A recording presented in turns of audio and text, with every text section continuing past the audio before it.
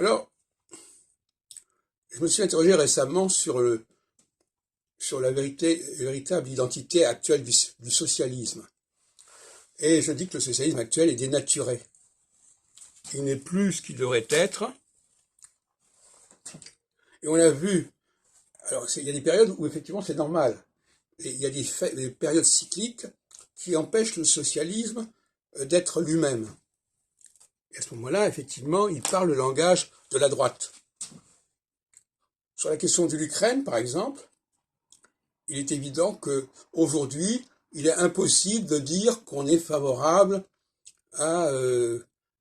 Alors c'est assez paradoxal, parce qu'on est favorable à l'Union européenne, mais par contre, on n'est pas favorable à la reconstitution de l'Union soviétique, par exemple.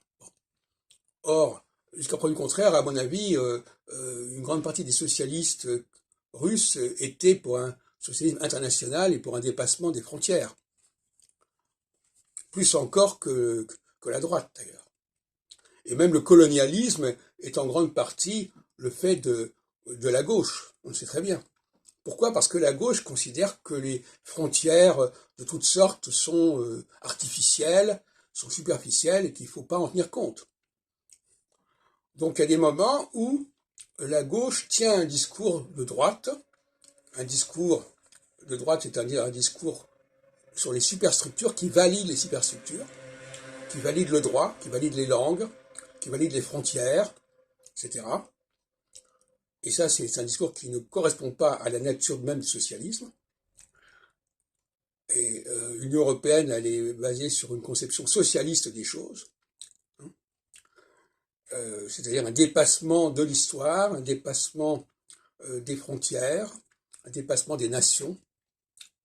Il n'y a rien de plus incompatible avec le socialisme que la notion de nation et que la notion de frontière. Bon. Alors, à certaines périodes, effectivement, on revient sur les frontières,